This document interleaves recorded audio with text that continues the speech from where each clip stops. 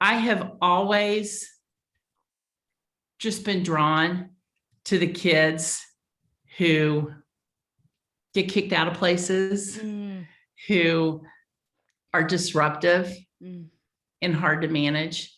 And yeah, so that's my story. And also I'm the mom of 5 and the grandma of 9, and we just found out 10. One more is on the way. So, and the oldest is 6. So it's a whole bunch of little bitties. So we have our own little children's ministry right here in the house. So that is so awesome. So Kim, we are here. We are talking about dealing with difficult children. So I want to ask you a question. I want us to start to get into this conversation. Like I said, it's not just us. I want you to get involved into this conversation too in the chat box. But the first topic I really want us to talk about, and a question I really want us to ponder on, are what are some realities? Because sometimes our children are going through things that we have no clue that they are going through certain things in the home, whatever it is. I mean, we have been in children's ministry. I have been in children's ministry for years. I have learned so much that I would have never imagined that kids are going through, who are sitting there. They look like everybody else, right? They're dressed. I mean, some of them are dressed to the nines and they're going through abuse. They're going through so many things. Tell us, Kim, what are some of those realities that children are facing today that maybe we wouldn't even realize it as a children's ministry director or a children's ministry worker who's just serving in midweek programming or serving on a Sunday? Right. Well, first of all, you're right, Esther. They don't come in with a sign on their forehead that says, I've had a really hard morning or hard week or hard year or hard life. We don't know. But the kinds of things they're experiencing now, for one, I've talked to so many people and they'll say, oh, we don't, I haven't really done any training around trauma or challenges, because I don't really have any kids who've experienced trauma. People, friends, we've just had a pandemic. Every kid has experienced trauma because their schedules have been uprooted. Their parents who maybe worked outside the home are now working inside the home. They're not seeing their friends. Their sports teams have been canceled. I mean, they have dealt with all kinds of things. So that's a trauma that every child is experiencing now. And also, I mean, trauma, it looks different to different kids. But if their parents are divorced, if there's a lot of fighting going on in the house, obviously you said abuse and neglect, that's trauma. Just disruptions. It could be something that's really great. Like they just relocated for dad's awesome new job. But maybe they had to move away from their friends that they've had forever and from a school that they loved. So trauma is really, it's anything that the kid's brain just has trouble processing. And just causes them to respond, right? In a certain way. Something that I've seen too is cyberbullying. Kids, they're getting younger and younger and they are exposed to digital technology. I mean, they are allowed, we have parents who have different guidelines and they are allowed to get on Snapchat. They're allowed to do so, especially if you have older siblings who are on these things. The kids are on these things and they are reading some of these things that are really rough. Kim, I have to tell you. And when I think about some of the things that kids are going through and how their self-esteem is under attack and how the enemy is coming in and is trying to steal, kill, and destroy who they are and destroy their confidence of who God has created them to be. When I first hosted my first conference, and it was so funny because I had to advertise this thing, right? And I remember, I boosted the post and I got so many trolls, right? Who would say like these terrible things, up under this post. And I remember I had to call really good mentors and friends for support because it made me want to quit. I'm like, okay, I'm a grown woman. And I mean, these people are killing my confidence. What happens when you're a child and someone says something to you or someone is bullying you online and how huge that is? But absolutely, Kim, completely agree. So many kids are going through so many things. Abuse is not tattooed, right? on Right. our foreheads. It's when a Right. kid comes in on Easter Sunday with a beautiful Easter dress, abuse is not going to be, this child is abused right here. But those are certain things that can cause them to react. And I think it is so important that we recognize that. But Kim, another thing that I think is anxiety and depression is Right. real, and it's happening so often with children. It's Oh, not, it's ramped up yeah, in a huge way, especially during the pandemic with so many disruptions happening. right. Yes. Yeah. So Yeah. Tim, I have to tell you, I mean, even with my own son, I had noticed that he was going through issues with anxiety, even, and I think that we forget that our kids go through things. I think we forget that they're affected by the world too, as well, right? So, everything was going on with the racial unrest and everything. As much as we tried to keep it away from the kids, guess what? They were listening. They were listening to Yes, our they were. conversations. They were hearing things at school. So one thing that I noticed for my son, he was the only Black student in his class. It's a predominantly white class. He really struggled with anxiety. He struggled with feeling left out, specifically in that season. And we need to be cognizant that these kids are going through that. And there were times that he really acted out. He was a difficult child for me when I tried to take him to school. So just being cognizant of those things. But okay, Kim. So, and you guys in the chat box, what are some things that you recognize that your children are going through? I want you to go ahead and put that in. And I just, experience in so many different ways. Yeah, and I just want to say too, now with so many kids having their phones and access online, Yep. incidents that may have happened in the cafeteria and just one kid sees are recorded and then go viral. We've seen it, the kid dropping his tray or something like that, which that's really hard for a kid. Mm-hmm. And like you talked about, Satan comes to steal, kill, and destroy. But as leaders of kids in ministry, we also know that Jesus came so these kids can have an abundant life, and we can be a part of helping shape their identity in who Jesus says they are. Yeah, absolutely. Lynn puts in the chat box, lots of divorces. Yeah. So kids experiencing the trauma from family, that security that you have, and families being ripped apart and separated. I love parents losing jobs. Oh my goodness, Kim, what just happened? A pandemic, right? Right. So many families who have lost their jobs, and kids feel that. They feel that, and they act out because of that. So many things. I love what you guys are putting. Lack of conflict resolution and problem solving that is happening in the family. Love. So let's move this train a little bit. So Kim, all right. So let's be real. You have been in children's ministry 4 years. Come on, especially as a leader, you are heading it up. You are a leader, and you know that there are some difficult children, and workers are over these difficult children. I don't know what you have seen. I've seen everything under the sun. I've had it. That is, it is me or him. So many things that we go through when it comes to that. So I want to move into behavioral management, because this is something that we may not do often in children's ministry. Talk to us, Kim. Let's dig into a conversation, and not just, I want you guys to dig into the chat box. How important, Kim, do you think behavioral management is in children's ministry? Well, first of all, I think we have to define what is behavior management. Mm-hmm. And I like to, if I'm thinking about, if I want to manage somebody's behavior, what I want to do is help coach them in what the appropriate way to interact and engage in the environment is.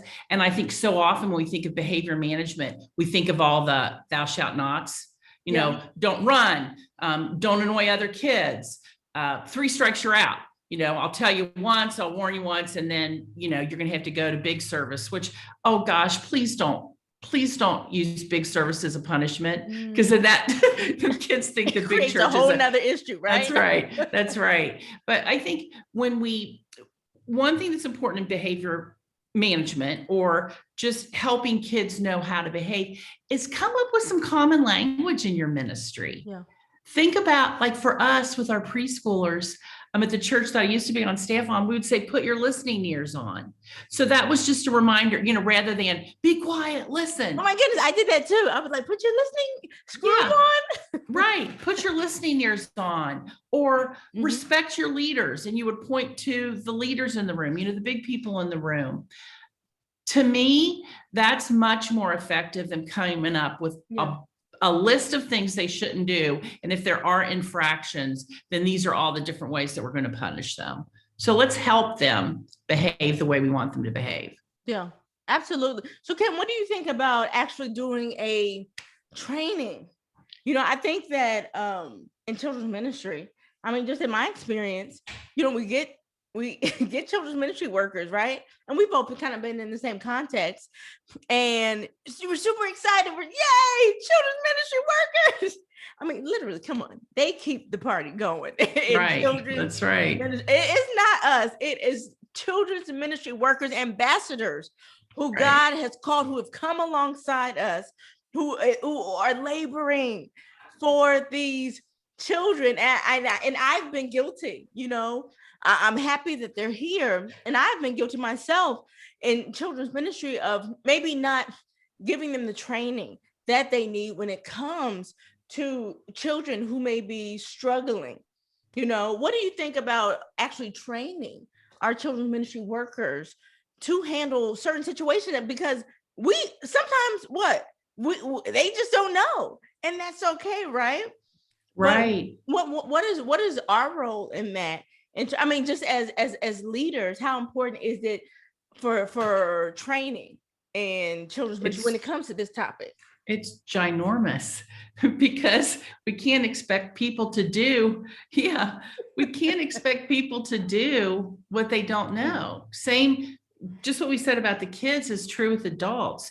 So now I know I talk to a lot of people who say, train, I can barely get them to show up on the weekend. I'm never going to be able to get them to show up to training. And I think there are a number of different ways you can do it. You can do it in bite-sized pieces. Just give them little pieces of training, like maybe give them common language, just one line.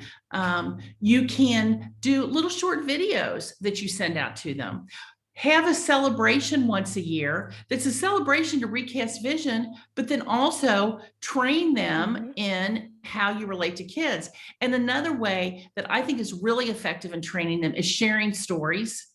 Share the story of the kid who maybe does have some really difficult behavior. And share the story of what the volunteer did. Maybe the volunteer, instead of pulling them off the stage when they rushed the stage in the preschool room, the volunteer instead gave them a choice of, you can sit on the stage, and put your hands on the front of the stage, or I'll let you stand on the stage after, give them a choice. Celebrate those stories. And in celebrating those stories, you are training other volunteers how to respond in challenging situations. Yeah. Kim, I think that we make it difficult, right? I think sometimes we make it too difficult. When I love how you said maybe even a simple video. Oh my goodness, Kim, you are so right. Okay.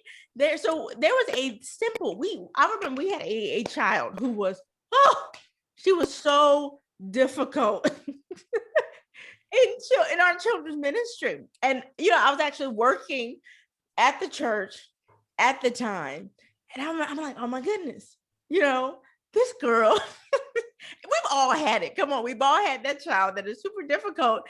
To where to where you're going in and you're like, what type of issues am I going to have when I go in? And I remember really struggling. And there was a simple 3-minute, Kim. It was a 3-minute training video that I watched. It was off of YouTube, and it was about really handling kids that may be difficult and really loving on them and showing them grace, and really the proper way to do that. 3 minutes. Let me tell you something, Kim. I tried this. This little girl would scream. She would just go crazy tantrums. And I remember it was midweek programming, and we were actually getting ready to separate into our classes. I helped out, and I actually had a co-teacher, and this little girl was in our group, and she had a meltdown during bathroom break. Okay. Meltdowns during bathroom breaks are very serious. Right. Yes, they are.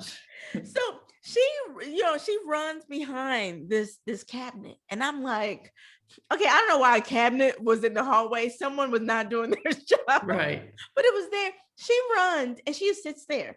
And I'm thinking this video, I said, I'm just gonna try this. And I go, and I remember I sit next to her. And I sit down and I said, sometimes this really frustrates me too.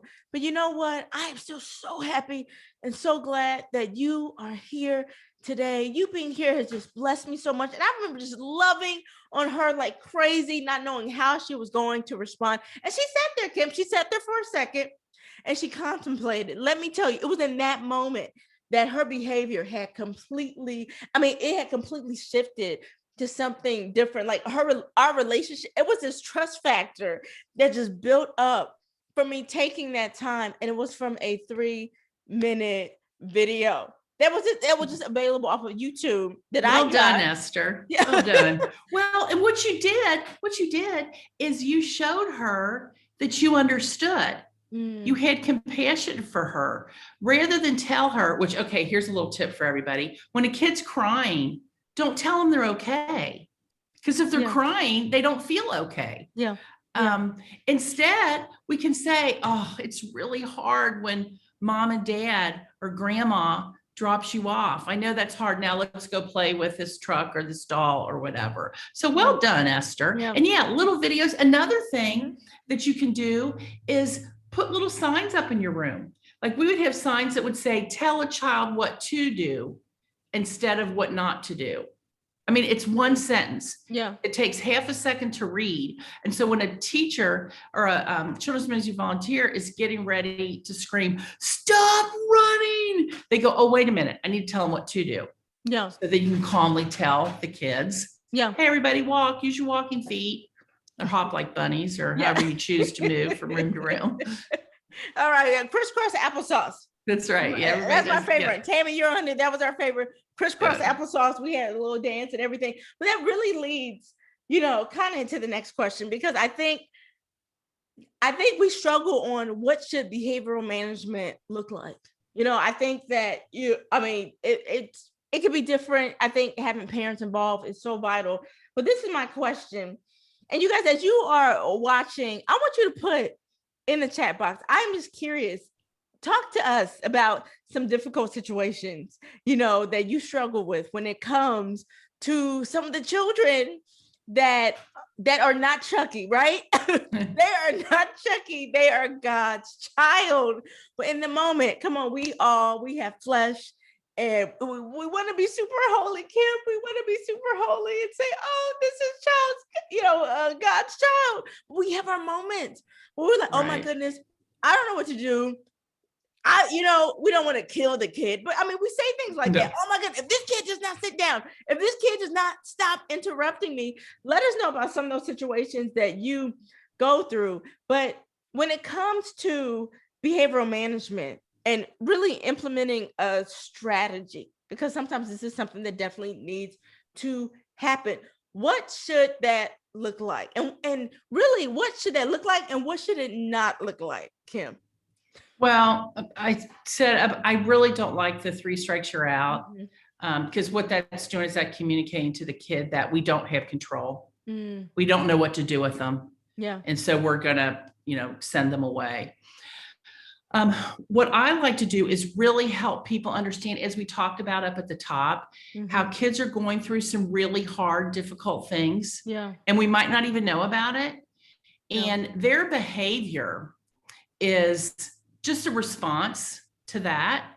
They're not really difficult kids. They just have really challenging behavior. Yeah. So I think encouraging our team to be curious when a kid does misbehave, rather than, if we get to the point, and Esther, we've all been there where we're like, oh my gosh, I can't Well, if we get to that point, we probably need to take a big, deep breath and maybe take a walk around the building ourselves. Yeah. Because we're the adults. So we want to bring calm into the situation, Mm-hmm. but help our teams understand that these kids are going through really hard times, especially now, they've said the incident, now that kids are back in school, the number of abuse reports have just skyrocketed. Yeah. Because for all this time that we've been alone, these kids haven't had anybody to talk to.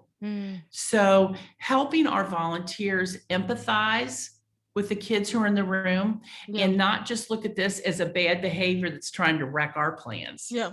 Instead, look at it as this kid doesn't have the words to communicate what they need. And so they're using their behavior. And so how do I get down on their level? And I know for many of us, I mean, children's ministry, staffing is always hard. Yeah.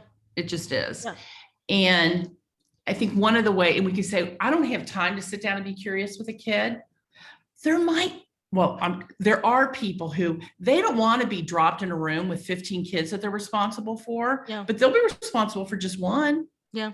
So get people to be buddies and come in with a kid who has a hard time. Yeah. And then they can spend time with them and maybe discover, oh, you know what, every time the music starts, this kid starts hitting people, and then you can start getting to the root of their misbehavior. Yeah. And I think too, Kim, I mean, when we look at the statistics, ADHD, there's so many things that are on the rise. And I would never forget, I went to this panel discussion.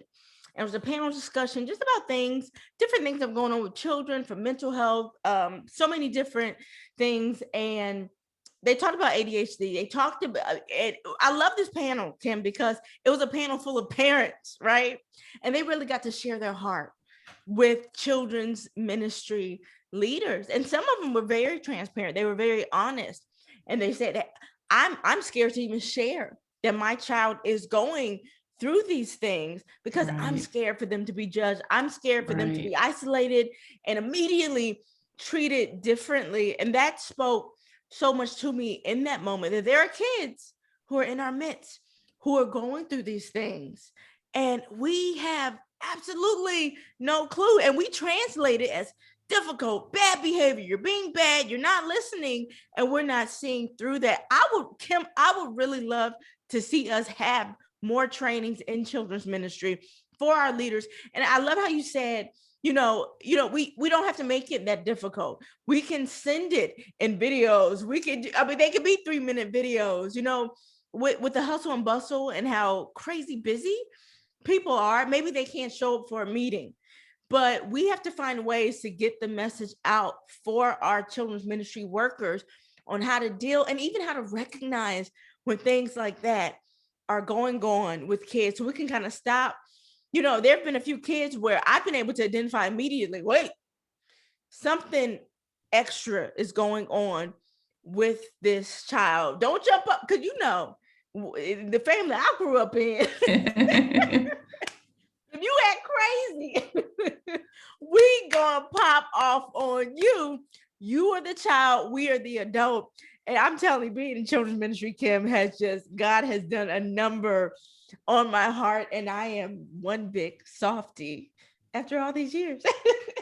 Well, you're showing compassion to them. And I think we're talking about teaching all these strategies. I think the most important thing is our heart towards these kids.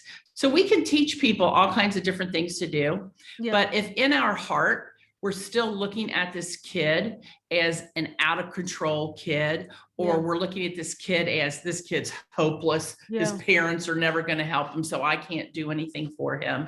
Well, that's going to change the way we react. And years ago, gosh, it was probably 25. Yeah, because these boys are now married and have babies.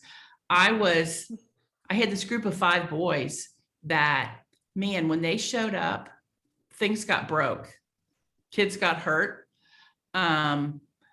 It was just really hard. Yeah. And so we kept the leadership team. I had a group of 5 women, and we prayed every week together. So we prayed that these boys' behavior would change, and it didn't. And every week we're praying that they would, and it didn't. And then one day, Linda, one of the women in the group said, maybe we should pray that our heart changes toward those boys. Wow. And we're like, well, I prefer that they would just behave, but okay. And then we wanted to have some tangible way to just start welcoming them. So this is what we said: when they show up, we're going to greet them by name and tell them we're glad they're here. We're going to touch them, their head, their back, as we talk to them, and we're going to make eye contact with them. And we started doing that, and their behavior did not miraculously change overnight, but our hearts towards those boys changed. Wow. And then what started happening is their behavior changed. And I got to baptize one of them. When I baptized him, and then he broke the chandelier in the chapel the day he got baptized, but he got baptized. And that's the point. Yes. So I think we really need to examine our heart. And if we're at a point where we're just overwhelmed and fed up, we might need to take a step back and refill ourselves so that we have something to give to the kids. Kim, can I tell you something that I've been doing? Is, I've been walking every day, just for 2 miles, like a 2-mile walk every morning, just to really talk and to engage with the Holy Spirit. Right. And I think it's so important that we do that as children's ministry workers and leaders, and share things like that. Hey, Lord, I'm having this issue, and just to invite God in to do something in our hearts, to do something in their hearts, and to watch God do something absolutely miraculous and amazing. I think it's so easy in ministry to get stuck in the hustle and bustle, and just the mechanicalism of ministry, that we forget to invite God in. He wants to come in. He wants to soften their hearts. He wants to soften our hearts. He wants to change us. And it's in those 2-mile walks that I see that God does that. So, I mean, it is just amazing. And I think it's so important that we don't get away from God, which in ministry is crazy, but it can be so easy to move away from him as you're trying to lead and serve. And we're doing it in his name, but it's so easy. So you guys, I am looking at the chat box. I'm looking at some of the things that are challenging to you guys. And we are going to get into this. Lynn says, when parents allow their kids to misbehave and run wild. Yeah, I saw that comment, Lynn, and you said one of the kids is a child of a volunteer, and that is hard. And I think at that point, engage the parent. Don't assume that the parent knows what to do. Maybe they don't. Maybe the reason they're not doing anything is because they have tried to do something in the past, and it just makes the kid be more out of control, run faster, be more destructive. So I think in a situation like that, Lynn, what you could do is go up to the parent, not in a judgmental way, but just say, hey, you know what? I'm concerned about the way that he's running in here with some of the senior citizens that are in here, or that he might get hurt. How can I help you? And just partner with them. I love that, Kim. I think we have to be careful not to be threatening, to those, to certain parents. And, I think educators can really educate us on some of the responses that they get, when it comes to parents. Every parent is not created the same. So we need to make sure that we are following God's guidelines, that we are seasoning our words with salt, but also with truth, and coming in a certain way. So I love that. Kim, let's get into, okay. And, I do want to say this too, Kim.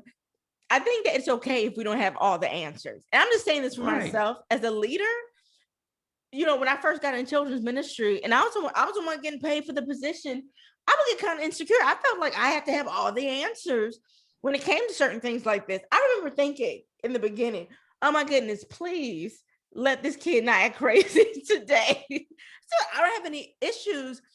And I think it's okay. I had to learn over time. It's okay for us not to have all the answers, but maybe there's someone who maybe they're in the congregation, maybe they go to the church and they are skilled and how to handle these, particular issues or things that are going. Maybe they specialize in children who go through ADHD, and that's normally their job, and they just want to sit in on Sundays. Maybe ask them to come alongside and just monitor, or even do a training to help the children's ministry workers on what they can do to identify and to help in situations like that. But I want us to move over to burnt out. Who has not been burnt out before? Burnt out, borderline, I am on the edge. Children's ministry workers, for me, my burnout time was midweek programming. Oh, yeah. I mean, I don't know what it was about midweek programming to me, but and I got it. People, there are people who work in full-time jobs and they're coming in to labor, they're overextended, they're burnt out, but they're trying to do it for the Lord. They tend to have shorter patience when it comes to dealing with children who may exhibit difficult behavior. How can a children's ministry director of a church avoid this from happening in their environment? Well, first of all, you just said, ask for help. Get people within your church body. And I will say occupational therapists are your best friends. And especially if they're a pediatric occupational therapist, they work with kids all week. So they might not want to be in there in the weekend, but like you said, they can come and observe and give you some pointers. Yeah. And so you said, how do you avoid it? I've sure been there.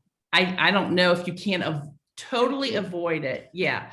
But you can be aware when it's starting to happen. And I know for me, I got to the point where I was just going to walk away from working with kids at all. I was toast. I was fried. I went to my pastor and I said, I can't do this anymore. And he said, okay, fine. And I'm like, wait a minute, what?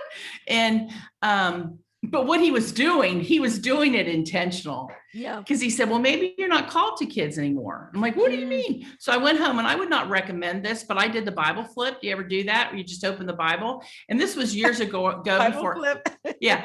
I have a love for the Old Testament now. I didn't back then.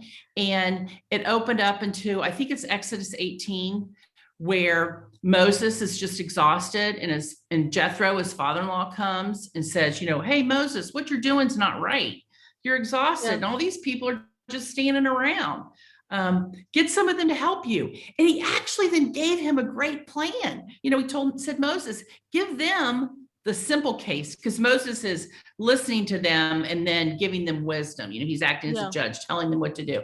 So he said, give these people who are standing here the easier cases, the simpler cases. Yeah. They can bring the more complicated ones to you. It's then you're training up people. And that spoke to me. And so I went home, or I was home, and I just prayed. I didn't know what to do. I didn't know who to go to. And I just prayed. And this sweet little Donna Daniels, who was probably 70 some years old, the next day called me and said, I've been looking in your resource room, and I'm not judging, but it's just a hot mess, Kim.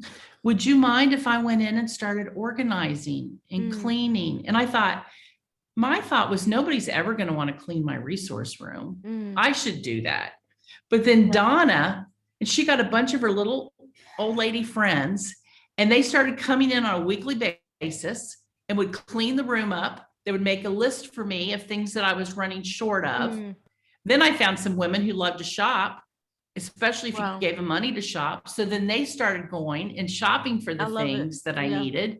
Then, and then it just blossoms. Then what you realize is, I think so often we get burnt out because we're holding everything to ourselves. Some of it's pride. We feel like nobody's going to do it as well as we do. Some of it is, like with my resource room, I thought, nobody's going to want to do this. This is just going to burden somebody. So I would encourage people, spread the joy by finding people that want to use their gifts and talents and start equipping them and then empower them and let them go. Let them lead. Help them. I love this, Kim. Help them not to be so overextended right? By, and I learned this a long time ago in children's ministry, which something that, going into children's ministry, I struggled with for a while, was saying no for other people. And that was something that I had to learn. Don't say no for other people. No, this person has to do this. No, this person is doing this and doing this. They do not have time to do this and to come in, when really they would find so much joy in coming. And really, when our resource closets and all those things are packed with and they're good, that makes it an easier experience. So I love that. I think it's so important too, Kim, just to have relationships. I think that's such a reminder of why it's so important to build relationships with the people who are around us, who are laboring alongside us, so that when we know that they are overextended, we can recognize that and we can pull back a little bit on them as well. I think that is so important. I think it's so easy for us to get stuck in the hustle and bustle of ministry that we forget. We just don't have time. Time runs out, and we just don't have time to build those relationships like we want to. But it is so important to know what's going on, to know what's going on in people's families, to know this is happening. We had a child, Kim, in the ministry. This was something that woke me up to how important it is to build relationships. We had a child in our ministry who was dying. We had absolutely no clue that she was even sick, that anything was going on. We didn't build the mom is right here all the time, didn't really build a relationship with her, had no clue, overextending her in so many crazy ways. And that was such a wake-up call to me of, one, you never know what's going on in people's lives. But that was a time when we really should have been there for her. We didn't really find out until the child came in a wheelchair. And then we're like, what is going on? What's happening? And then she felt a little bit more comfortable to share. But for me, that was such a convicting experience as a children's ministry leader, to make sure you know what's going on. That for me, that really caused me to think it's important to build relationships, to know what's happening in people's families, And in order to build relationships, we need to have space for that. Mm-hmm. And we create space for that by spreading the joy. And somebody said, give our job away. We always were talking about that. What pieces can we give away? Yeah. If you're on staff, or if you're leading a children's ministry on the weekend, I think yes. I mean, occasionally I needed to be in there leading a small group or leading a large group, just so I remembered what it was like. But typically what we should be doing is we should be shepherding our flock of volunteers, and we should be going around and building to them. Esther, as you said, building relationship with them, checking in on them. If we're in a room the whole time, we're not even going to see the faces of our people.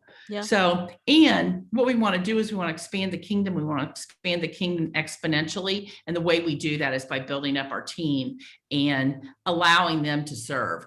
Because I love serving with kids. How about you, Esther? You love it, right? Oh, yes. Most of the time, not all the time.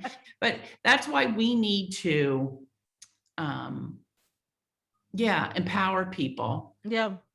I love this. Hey, I'm going to let Ryan know he got a shout out. That's right. Jelani. That's right. Give our jobs away. We have to be comfortable to do that. A lot of times we're not comfortable in doing that. So we're holding too much of things that other people should be doing. So we don't have time to train. We don't have time to do certain things when it comes to management of a team. But I want to move into. And you know what? I'm just going to say to everybody that are watching, identify at least one thing that you can give away and start praying for God to raise up somebody who can do that thing and give it away. And then let them do it the way, you got to put some boundaries in it, but then let them actually do it without micromanaging them. Yeah. I love that. So, Kim, let's talk about when is enough with a problematic child. What do you think about that? I'm gonna let June, I mean, obviously, I'll let you chime in on that first, Kim. okay. We need to create environments that are safe for everybody. Yeah. And there may be times where a kid, because of his behaviors or her behaviors, the environment then is no longer safe for everybody. I mean, that's something that we're going to have to address right away. But it doesn't necessarily mean that we need to go get the parent. It might mean that we need to move that child to the hall and let them respond in whatever way that they're responding. And then once they settle down, to talk to them. We really have very few kids that we would call the parents on, like very, very few. Now there would be a number of times where when a parent would come to pick up the child, we may pull them aside, speak to them privately where their child can't hear them, and just state the facts of what happened that day. Hey, your child had a really hard time keeping their hands to themselves. Actually, he pushed a kid down. Hey, do you have any strategies? Do you ever see this behavior at home or at school? And what are some strategies that help with that? So we want to get the parent involved in doing it. And I know sometimes I'll talk to people and they're like, well, you're just going to let kids run wild. And no, absolutely not. There are behaviors that they need to learn. I'm just saying we're going to go into it with a mindset of these kids need help. So rather than just punishing them or kicking them out, let's help them learn to calm themselves or learn to ask for toys in a respectful way rather than knocking the kid down and taking the toy that they want. Kim, we had a child in our ministry who they just really struggled. I mean, to where, I mean, it was more of a Sunday school class setting, right? And this was kind of the tradition of the church, and all the kids had their own Sunday school classes. And this little boy, he is like violently throwing things around. And it took me a second to realize that he had a language barrier. He was so frustrated. I had no clue. He was so frustrated because there was a literal language barrier. And I remember, I mean, stuff was so crazy in the season, I trapped my husband. I always make him get involved, and I smack Jesus on it and I make him join me. But we actually spent some time with this mother. We had talked to her. And, initially you would think, oh, enough is enough. This kid needs to sit, with their parents. Okay. They're going to have to work this out. But we actually had sat down and we had dinner with this mom. Nice. And just sat with them and fellowship. And that already built a trust with this little boy when he saw us in his home. Like, oh my goodness, Miss Esther, Mr. Guy are here. But I remember he was, I remember praying. That didn't mean it got easy, Kim. I mean, it was, we still had some moments. And I remember just praying every day for this little boy and praying. I knew that God was stronger than any language barrier or any of those things. And I remember going in one day and I'm thinking, still you think in the back of your head, what are the issues that are going to happen today? And I go in and I don't focus on that. I just focus on loving this little boy. And I bend down on my knees and I say, hey, Calvin, I'm so happy to see you today. I didn't care if it was a language barrier, whatever. And I just, with emotion, tones, everything. And he looks at me. I mean, and he says my name clear as day. He says, Miss Esther. And he touches my face. And it was in that moment, I knew that God had rushed in and did something absolutely amazing. It was something that I had given over to God. And he came in. And I could have said earlier, enough is enough, and given up on Calvin and be like, nope, we are not equipped. We don't have enough leaders, to do this. But it was such a powerful moment for me in ministry to really have grace and to press a little harder when it comes to those children that may be a little bit more difficult. And absolutely his behavior, there was a shift. It wasn't perfect all the time. Right. But it definitely was a shift. And I love how you said God had changed my heart towards him in that moment. And because my heart was changed, everything else changed as a result. So right. And look at how God parents us. I misbehave sometimes in the same way over and over again. And he doesn't give up on me. Yeah. And sometimes he gives me a little kick in the rear. Sometimes he extends me grace. Sometimes he gives me a do-over, Yeah. And I think God is an awesome model Yeah. for how to interact with kids. And like you said, there are just so many things going on behind the behavior. And it's amazing if we start to build a relationship. I will say that so many, you talked about being strapped as far as volunteers. That's why if we can get some of these buddies to come in, and maybe they're not even with the same kid every time. Maybe they're just around for if a kid needs to go out in the hall and run up and down, or if a kid needs to just be quiet for a little bit out in the hall, that they're there to help them. Yeah. Absolutely. Oh my goodness. I love it. I love it. And with this child, actually, we didn't know that his dad was actually gone, that he was working somewhere else to make money for the family. And he would send so many reasons. And it wasn't until I built that relationship that I realized that. But all right, this is the moment we've all been waiting for. Well, not quite. Because I want to talk about parents, because we all think our babies are angels. Yeah. Just kidding. I was just yelling at my kid 2 seconds ago. But how do we deal with parents who may be in denial when it comes to their children's quote unquote difficult behavior? I mean, and you kind of talked about that a little bit, kind of come in with grace, but how can we do that? Well, I think for one, typically they're not in denial. They know, because if a kid is misbehaving with us, they're misbehaving in school, they're having difficulty in the neighborhood, the coach is calling them on their soccer team. So I think approaching it, well, we talk about when we go and talk to a parent, number one, as I said, you want to get them away from other people. So you're talking to them quietly.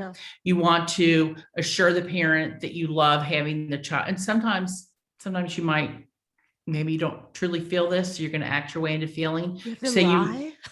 I'm going to say lie, but this is what we want their kid to be in church. Yeah, we do. Yeah. So we want your child to be here. So maybe you don't say, I love heaven, but I want your child to be here.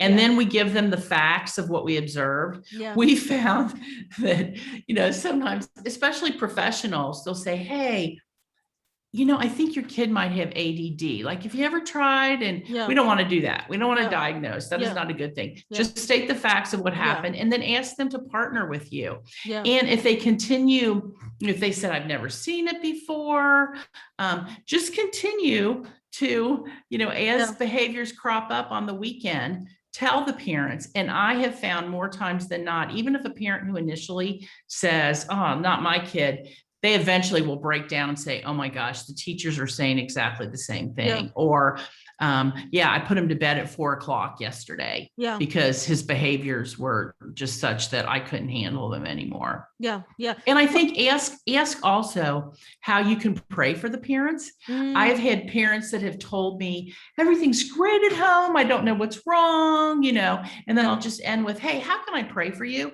So often then as they request prayer, they'll talk about losing it on their kid.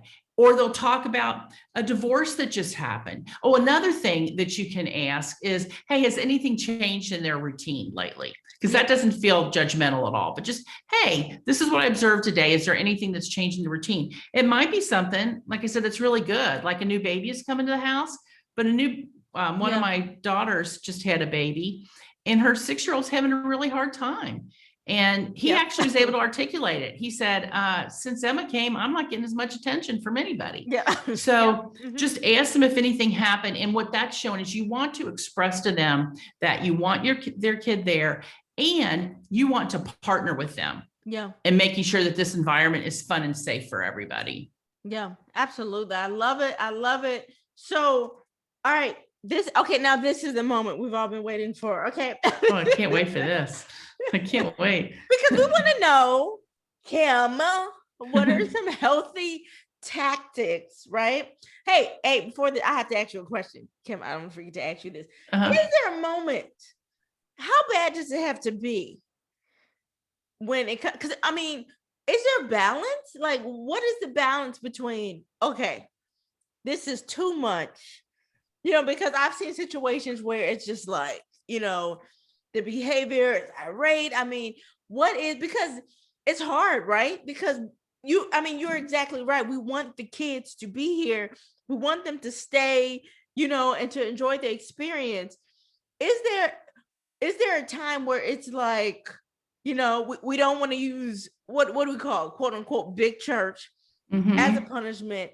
What is the balance between that of actually, okay, is there a point where we need to get a parent? What do you think about that? Well, I'll just say in the environment I just came from, Yeah. where we had thousands of kids every weekend, as far as telling a parent that we absolutely couldn't handle their kid, I think it only happened twice in 16 years. Good.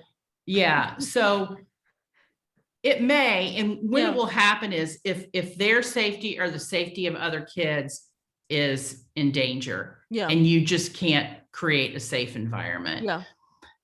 I have found typically, though, if you have a one-on-one buddy that can work with that child, and you talk to the parent about what strategies work in other environments, that typically will help, and building a relationship with the kid. Yeah. I mean, there's typically the behaviors that are really, really hard. Like I had a kid who, he was hurting he was 4 and he was hurting other kids, and they had to remove him to the hall.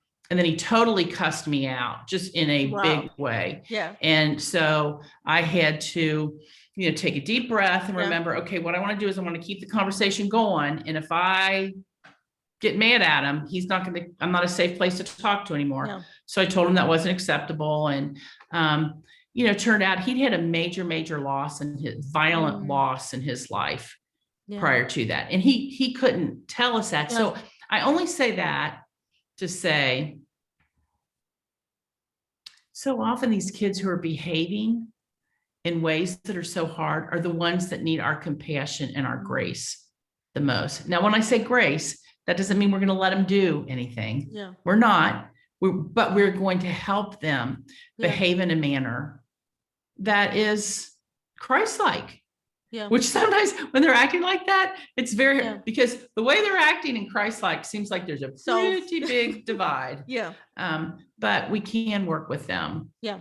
We do that. We call it STAR. It was stop, take a deep breath, and relax. Yes. Yes. That's what it was. And it's okay if you have a kid in your ministry that just maybe pushes all your buttons. Well, for one, that's a super smart kid. That kid's going to be a leader someday. Yeah. But find somebody else to help interact with them, engage with them, and talk to the parent. It's okay to, tap out and say, okay, you've got this one. And it's a great way to empower your volunteers and show that you trust them. Yeah. And train our buddies, right? Because sometimes our buddies end up being our junior leaders. Right. So we want to make sure that they have resources and things to help them, whether it's fidget toys, whether we're dealing with ADHD or whatever it is, make sure that they are equipped to really handle the situation. But I want to end with some healthy tactics, okay, that churches should enforce when dealing with children with behavioral challenges. Kim, give us some healthy tactics. Yeah, I think, well, some of the ones that we use is offer choices.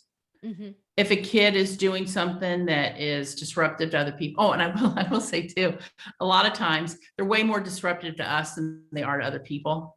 I have seen where we're trying to get them to behave in a way that really is just very difficult for a preschooler. So offer them a choice. Instead of telling them, no, don't do that. Say, hey, you can sit in a chair in the back of the room, and I'll glue, not really glue, but I'll glue your feet to the floor or whatever. Or you can walk in the back of the room during large group if they have trouble sitting. So offering choices has worked really well for us. We use a quote from Karen Purvis called "Connect before you correct." Have you heard that before?